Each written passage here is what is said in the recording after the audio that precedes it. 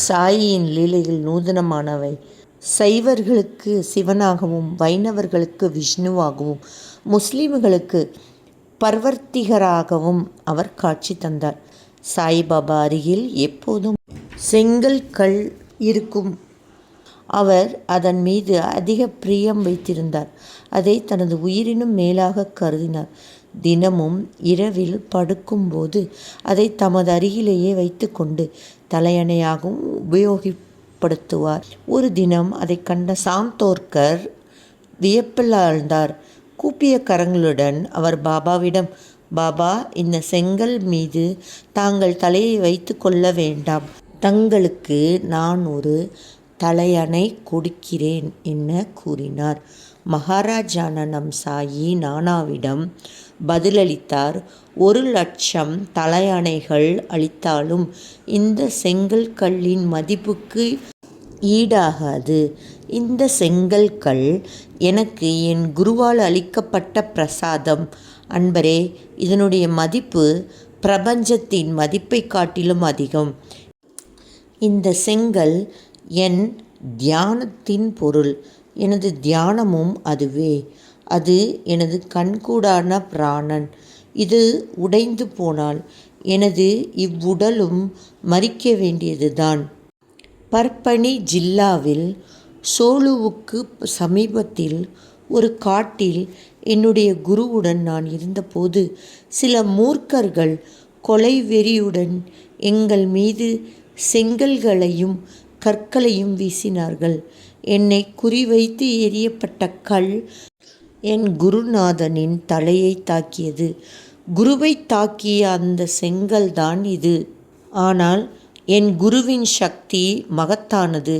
ஒரு பிரகாரம் அல்லது 1.5 மணி நேரம் இந்த செங்கல் அந்தரத்திலேயே நின்றுவிடும்படி செய்யப்பட்டது.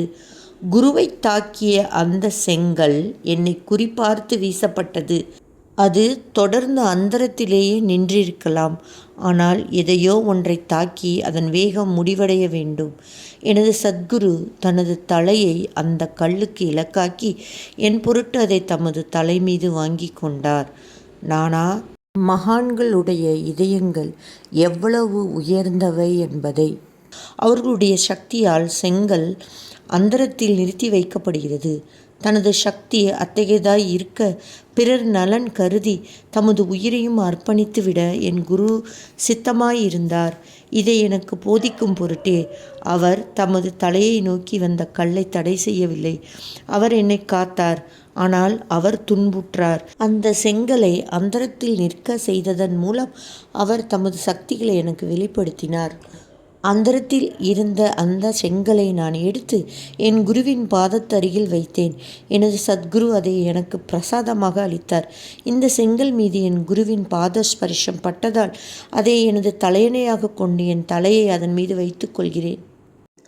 குருவின் பாதங்களிலே எவனுடைய சிரம் இருக்கிறதோ அவனுடைய நிழலும் மகிமை பொருந்தியதாகும்.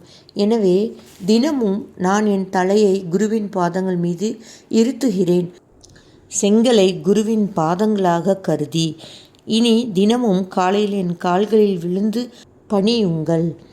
உங்கள் நமஸ்காரங்களை என் குருவுக்கு சமர்ப்பித்து விடுகிறேன்.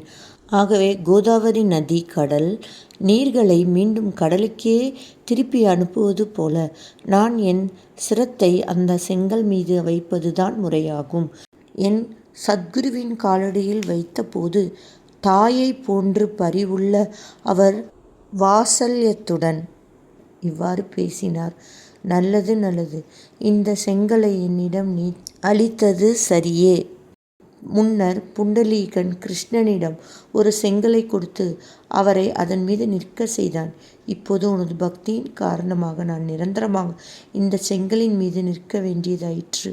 நான் சத்தியமாக கூறுகிறேன், சமாதியில் இருக்கும் என்னுடைய அதே சரீரம் இரவும் பகலும் உனது செங்கலின் மீது இவ்வாறே இருக்கும்.